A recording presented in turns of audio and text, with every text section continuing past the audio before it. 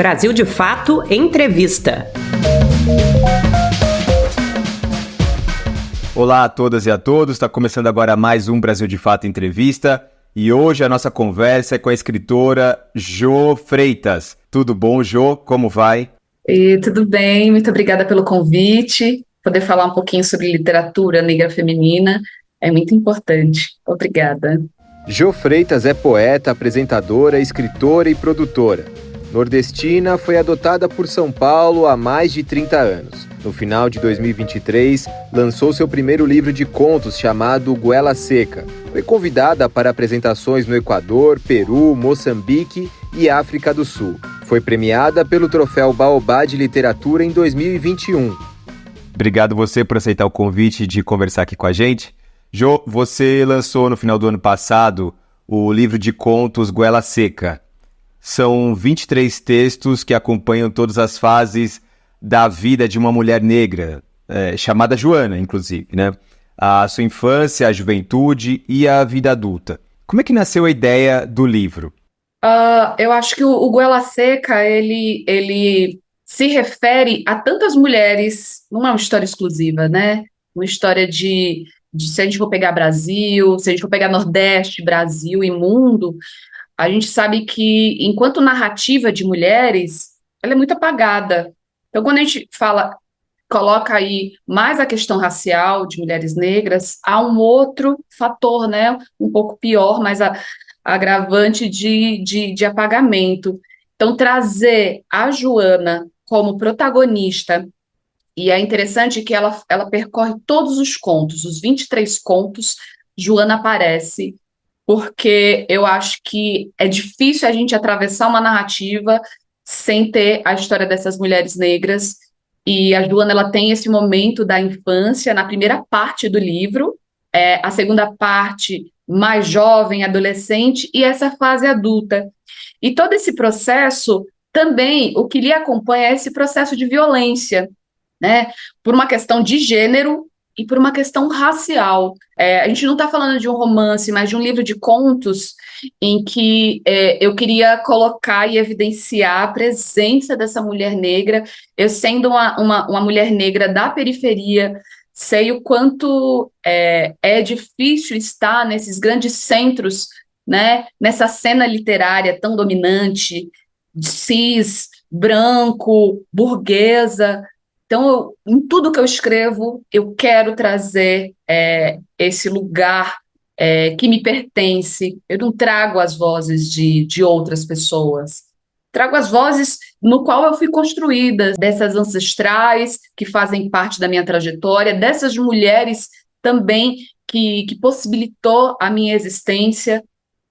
Então, Joana ter uma infância no Goela Seca e atravessada com tantos outros protagonistas é a maneira de tornar viva essas mulheres, porque não só porque eu faço parte desse lugar de narrativa, mas porque são as mulheres que foram apagadas e elas fizeram arte, elas fizeram literatura e elas foram poetas e tampouco conseguiam colocar o teu nome enquanto autoria, e isso para mim pesa bastante porque eu sinto esse apagamento, eu sinto o quanto às vezes a minha voz, a minha escrita, ela não chega em lugares em que deveriam chegar, assim como tantas outras parceiras.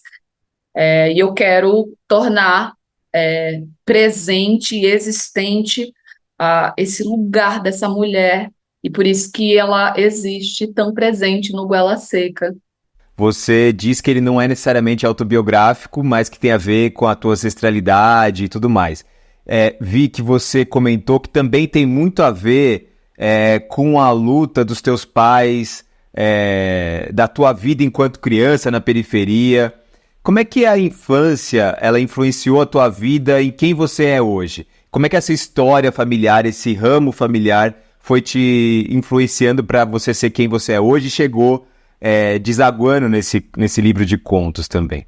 Olha, às vezes falar sobre esse processo da minha infância, adolescência, fase adulta, Às vezes eu gostaria de ter coisas muito belas para contar, de que eu construí a minha força porque é da minha natureza. Mas assim como tantas pessoas, faz parte de um processo de violência. Eu sou nordestina, eu sou baiana de Paulo Afonso. E meus pais vieram para São Paulo com aquele mesmo sonho de mudar de vida, como tantos outros. E se instauraram e conseguiram ocupar um terreno e fazer um barraco em que lá, vinda da roça, da miséria, da fome, agora a gente se depara com outro lugar de violência, que era violência, assassinato, botavam fogo nos barracos. E por mais que o Goela Seca ele não seja autobiográfico, eu acho que todo escritor e escritora tem um ponto de partida que é esse território chamado corpo e esse território chamado geografia, da onde a gente está, e também enquanto questão social, entender enquanto como que a gente está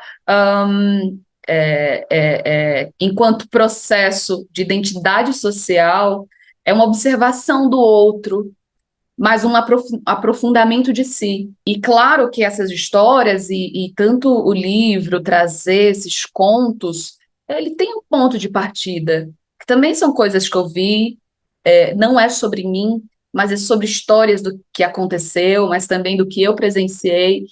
E eu acho que esse processo se desdobrou eu ser poeta por um silenciamento até cultural. Meus pais, por serem nordestinos e muito rígidos, por não terem tido a possibilidade de se expressar e de pensar a infância, eles também foram endurecidos e nos criou de forma endurecida. E aí, o que que eu faço com esse silenciamento, com ah, com essa infância um pouco barrada? A gente foi criada para ser, como eu digo, para serem empregados domésticos. E eu não acho que os pais que criam dessa maneira estão errados. Eles não tiveram possibilidade de enxergar uma outra maneira de existir sem ser servir o outro, sem ser colocar o pão na mesa, sabe? O pão de cada dia na mesa para os seus filhos. E aí eu acho e acredito que me deparar com as artes me deu a possibilidade de enxergar isso de maneira crítica, primeiro, e possibilitar me expressar de uma maneira outra, de não servir ainda a condição do que queriam que eu fosse. Ah, se me queriam empregada doméstica, dos livros que eu me armo. Tu me queria submissa e hoje eu rezo a missa da morte de teus privilégios, senhor patrão, porque eu quero que você entenda uma coisa, senhor patrão, eu quero que você nunca esqueça do que eu vou te dizer, senhor patrão, eu quero que te persiga para o resto da vida o que eu vou te dizer, se hoje eu sou poeta e se hoje eu escrevo, é apenas por vingança, senhor patrão. Então, essa fala enquanto poeta é uma maneira de enfrentar todos os patrões que faziam minha mãe chegar chorando dentro de casa.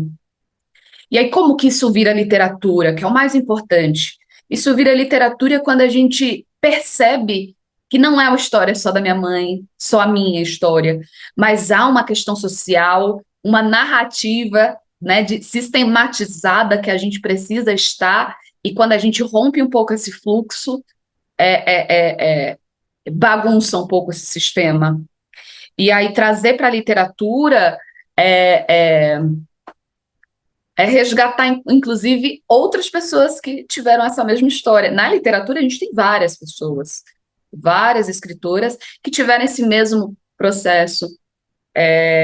E aí, me tornar poeta é uma maneira de me vingar. Eu falo nessa poesia que eu recitei um trechinho, ela se chama Escrevo por Vingança, é uma maneira de vingança a isso que me queriam que fosse. Hoje, eu não estou em condições ideais, enquanto cena literária de uma mulher que escreve em tempo, que escreve constantemente e que estuda para isso e que está numa cena literária engajada. Você fala, o que eu preciso fazer mais para estar nesses lugares? E eu acho que isso não é só uma pergunta minha. É uma pergunta de Carolina Maria de Jesus, é uma pergunta de Alzira Rufino, tantas outras escritoras agora, que a gente tem, Esmeralda Ribeiro, Miriam Alves. É uma pergunta que nos persegue. O que eu preciso fazer? Como que eu preciso estar para respeitarem, me respeitar enquanto poeta, enquanto escritora? Você falou sobre os autores negros, né, e, enfim, alguns expoentes que a gente tem hoje, como, por exemplo, o Jefferson Tenório, acabou de ser censurado por escolas, né, o livro dele foi aceito como um livro didático e foi censurado em algumas escolas, e, enfim, não há qualquer questionamento em relação à qualidade literária do livro, que inclusive foi aceito pelo processo educacional e pedagógico, pelas escolas, enfim. E acho que essa é uma luta que ainda há muito a ser travado. É muito complicado. Há uma. Que foi uma escola do Rio Grande do Sul. A gente já pega pela geografia, já é problemático. Então, descredibiliza não só o autor, mas também todas as pessoas que passaram, que deram esse crivo de, olha, faz sentido estar na rede pública, escolar, né, no quadro escolar, e invalida tudo isso. Eu acho que tem, como você disse, tem muito que se atravessar dentro de uma sociedade que acha que punir ou tirar uma literatura que é tão importante. A gente está falando muita verdade, né? O livro do Jefferson Tenório, ele de fato ele está dizendo sobre uma realidade. Então, que pessoas, que formação de opinião de pessoas, que a escola é um dos primeiros passos, né? Uma das primeiras possibilidades que a gente tem de se formar enquanto indivíduo. Claro que poderia ser muito mais humanizada, mas a gente pegar uma diretora do Rio Grande do Sul, barra Jefferson Tenório, e que não é o primeiro a falar sobre essas questões, não é o primeiro a escrever como aquele, né? Se a gente for pegar uma literatura, inclusive embranquecida, de escritores renomados e um pouco mais lá atrás, tinha. Então, qual que é o problema? Qual que é a questão? E aí eu volto a perguntar, o que a gente precisa fazer para estar nesses lugares que nos pertencem? Parece que não basta só escrever, né? Só ser escritor. Porque há várias outras barreiras aí que a gente passa e não consegue chegar na rede escolar, porque essas pessoas descredibilizaram todos os avaliadores, tudo isso. E aí as pessoas não gostam quando a gente fala que é uma questão racial, que é racismo, que esse racismo, ele, muitas vezes ele é muito velado, mas nesses momentos evidenciam e muitas pessoas ainda acham que não é, sim. Os governos do Paraná, Goiás e Mato Grosso do Sul também ordenaram o recolhimento do livro Avesso da Pele. Já a Secretaria de Educação do Rio Grande do Sul esclareceu, por meio de nota, que derrubou a censura ao livro das escolas e bibliotecas do estado após críticas de especialistas e do governo federal. Como você falou, a gente está nesse mês de março, mês da luta, do Dia Internacional da Luta das Mulheres. Você falou muito sobre a dificuldade que você ainda enfrenta, que outras escritoras enfrentam. É um mês de celebrações, mas obviamente também de muita denúncia, de muitas chagas que são escancaradas e são é necessário que sejam faladas, que sejam expostas. As lutas travadas pelas mulheres negras, elas são distintas das lutas travadas por mulheres brancas. Há, obviamente, relações aí, mas há nuances que são muito mais complicadas. E acho que você já tem falado um pouco disso na tua fala, mas queria te perguntar de novo. O quanto você teve que lutar para poder optar pela escrita na tua vida? Eu diria que eu continuo lutando para continuar permanecendo. Eu venho de uma história de mulheres na minha família que foram empregadas domésticas. E a questão não é ser empregada doméstica, a questão são as condições de trabalho no qual essas pessoas são obrigadas a aceitar. Aí a gente vai para um ponto em que isso se desdobra para outras funções, né? Entregadores, faxineiros. Então eu acho E o que valor que se paga, né? Tem um valor também agregado do teu trabalho que é desvalorizado. Aí não importa a profissão, é o valor mesmo, né? sim, não se pagam pessoas, se pagam coisas. E pensando nessa cultura que se pagam coisas e esquecem de pessoas, a gente vai distanciando um pouco dessas relações. Então, ser escritora hoje, mas ainda dentro de todo esse cenário que eu falei, não me isenta e não me tira da possibilidade de fazer a mesma função das mulheres da minha família. Eu tento e faço com que não, né? A gente pegar a, a Preta Rara. A Preta Rara foi empregada doméstica, depois virou professora, a importância dos estudos também nisso, e aí agora está num lugar de visibilidade massa, e que traz esse lugar de fala das empregadas domésticas, e eu vejo que a minha história, eu não cheguei a ser empregada doméstica, mas exerci todas as outras funções, minoria, em que eles não pagam pessoas, pagam coisas. É, mas é uma luta constante de continuar. É uma coisa que eu digo, e é bem corriqueiro que eu posto nas minhas redes sociais, é que eu quero ser escritora, me deixem ser escritora. Porque por mais que eu tenha esse título enquanto escritora, sobreviver enquanto esta pessoa que escreve é muito difícil, né? A Beatriz Nascimento, ela tem um poema que ela fala que quer ser escritora, que quer escrever, que quer ter tempo de escrever outras coisas, não só sobre luta, assim como a Carolina Maria de Jesus, que batalhou tanto, e uma das questões dela era que ela queria ser escritora, inclusive tem um livro póstumo dela falando sobre eu quero ser escritora, e a consciência dessas outras mulheres veio depois, porque eu falava isso, assim, meu Deus, eu quero ser escritora. Tô cansada de me desdobrar em tantas outras coisas para permanecer na cena. Para permanecer na cena, eu tenho que funcionar no mesmo ritmo que é esse mundo fast food, né? É, fast, vai, tudo muito rápido. E eu acho que perde um pouco dessa qualidade de refletir o mundo nas suas poesias, de, re- de refletir sobre o outro no que a gente escreve. O Goela Seca, ele é um reflexo de uma sociedade em que expulsa pessoas do sertão nordestino, do Nordeste. Ele conta uma saga de uma transição do Nordeste que vai para a periferia de São Paulo. E eu quero também escrever sobre essa mulher negra que tem as suas conquistas. Tem um dos contos de Goela Seca que ele tem uma pegada um pouco mais poética, que eu não queria, minhas poesias elas são afrontosas, elas estão ali. E eu falei assim, eu quero escrever algo um pouco mais poético, sabe? Que traga a imaginação do leitor, mas é quase impossível não colocar esse lugar, esse ponto social. A Joana, ela está no estado infantil, né?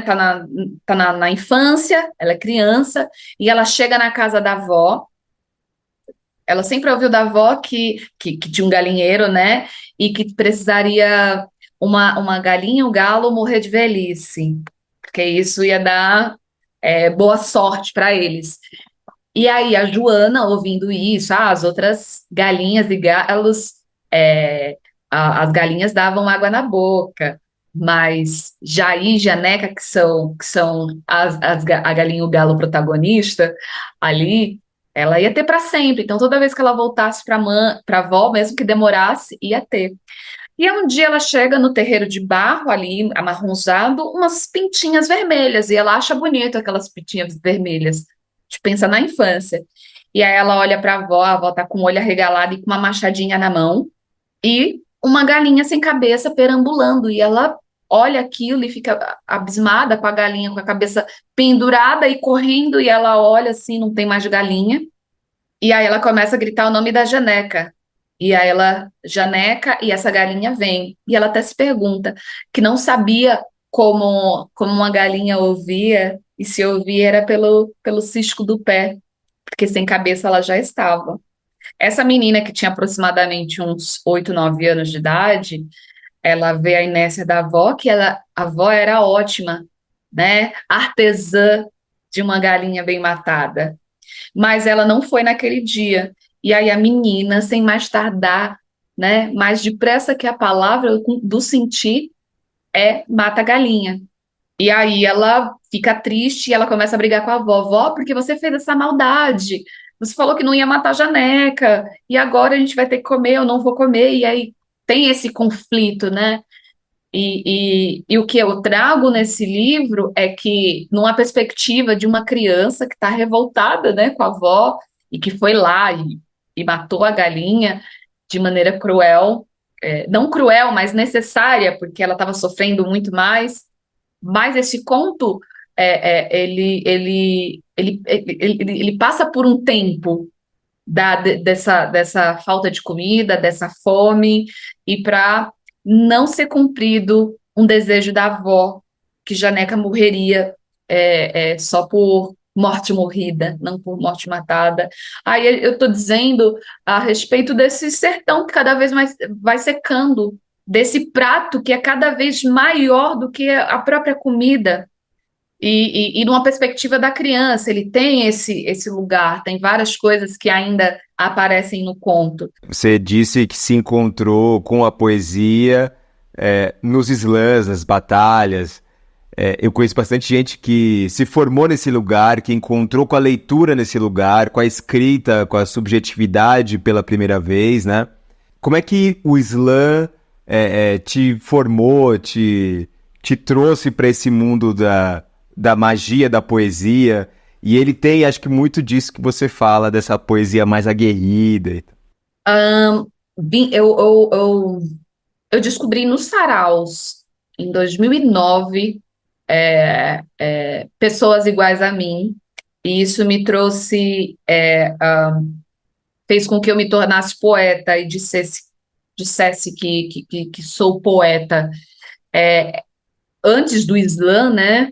Assim como antes do sarau, houve tantas outras cenas literárias, mas antes do slam e de eu conhecer os slams, que veio para o Brasil mais recentemente, eram saraus que eram feitos em escolas de samba, bares, praças, ruas, todos os lugares alternativos. O sarau, que é esse espaço em que a gente pode compartilhar. O sarau, diferente do slam, ele pode ter leitura de poesias que não sejam autorais, pode ter encenação, música. Nas batalhas de poesia, a gente tem o lance da preservação da palavra autoral. 3 minutos tem que ser escrita por você. Essa perversidade do que é uma competição, e de ganhar nota por uma competição, por uma poesia, por uma performance. Isso traz lugares diferentes para mim, né? Ser criada nesse cenário, ele me fez ampliar um pouco o entendimento sobre sociedade, e eu sou totalmente cria de políticas públicas. Minha formação e essas políticas públicas, eu fui descobrindo os meus direitos e as possibilidades de estar, foram nos saraus. Os saraus que, quando ia lá uma pessoa e falava sobre a construção de uma política pública ou a luta por uma política pública, por um programa, por um edital, essa formação, minha formação total, ela não está desvinculada dos becos, vielas e praças onde os saraus e os slams estavam. Escrevo também com essa característica de enfrentamento, porque eu acho que na rua, que é um lugar de embate, embate outro, né? A gente precisa gritar, então houve uma necessidade de colocar em roda, na nossa voz, toda essa desigualdade, a minha negritude, as minhas questões, evidenciar as violências enquanto mulher de colocar em sociedade. E eu não sabia fazer isso. E aí os saraus e barra slams também me faz encontrar tantas outras como eu, pensar um lugar de identidade, mas as nossas poesias para mudar, a tentativa de mudar esse cenário. A gente pegar a literatura, ela houve uma mudança enquanto narrativa quando a gente fala sobre poesia. principalmente. O que era entendido enquanto poesia há tempos atrás é diferente da de agora. Justamente o que muda essa cena literária é essa cena independente periférica, porque são outras urgências. A gente não está preocupada sobre métrica, sobre quantas estrofes, tudo isso. A gente vai lá e escreve. Tô falando aí, né? A gente tem, infelizmente, pouco tempo de programa e aí vamos chegando já no final. Mas antes eu queria te fazer uma pergunta rapidinho que eu achei interessante numa palestra que estava vendo tua. Você se perguntando quem você seria se não fosse a poesia. E aí queria perguntar pra gente terminar, quem você seria, Jô, se não fosse a poesia? Na minha palestra do TEDx, eu respondo como sendo... Eu acho que eu nem respondo, na real. Eu acho que... não sei. A única certeza que eu tenho é que eu seria infeliz. Mas... não sei, eu acho que a construção do que eu faço enquanto poeta me deixa mais feliz.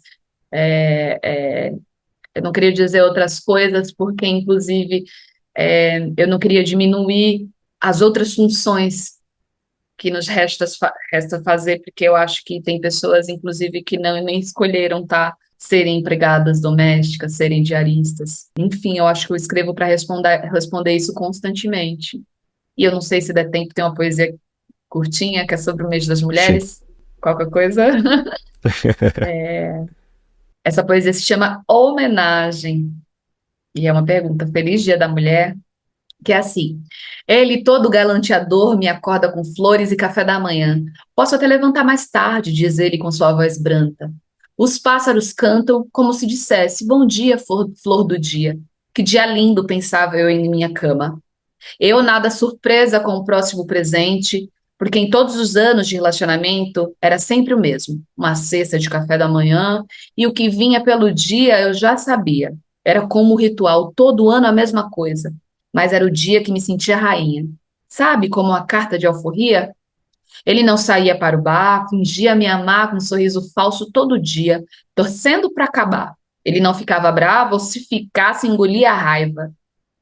Me sentia protegida porque era o dia que ninguém ia me matar, nem mataria nenhuma mulher, andaria pelas ruas nua, como se tivesse toda a proteção do governo. Era o meu dia de rainha. Dia de andar pelada e nenhum homem me olhar, dia de procurar emprego e receber o mesmo que um homem. Dia de entrar numa loja chique e não ser seguida. Eu pensava sempre com angústia. Queria que fosse todo dia o 8 de março. Mas me sinto enganada como o 13 de maio.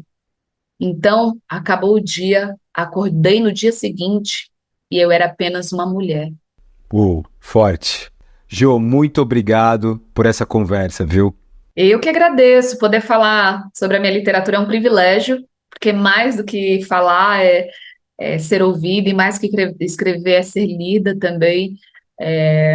Fico muito, muito agradecida por estes espaços que vocês nos abrem, e que, de alguma maneira, a minha fala possa ter chegado às minhas iguais, e quem não for às minhas iguais, que, de alguma maneira, também se responsabilize por toda essa violência e também possa transformar toda essa desigualdade e nos respeite enquanto ser existente de um mesmo planeta aí. E portas abertas aqui sempre para você. Muito obrigado mesmo. E a você que nos acompanhou até aqui também, meu muito obrigado. Na próxima semana voltamos com mais uma entrevista. Lembrando que o programa passa na Rede TVT, na TV, mas também está no YouTube do Brasil de Fato, da TVT, e também, para quem preferir, em formato podcast no seu streaming preferido. Tchau, tchau. Até a próxima semana. Você pode conferir mais conversas como essa no YouTube, Spotify, Deezer e outras plataformas do Brasil de Fato. Direção e entrevista José Eduardo Bernardes. Coordenação de audiovisual Monize Ravena. Direção executiva Nina Fidelis.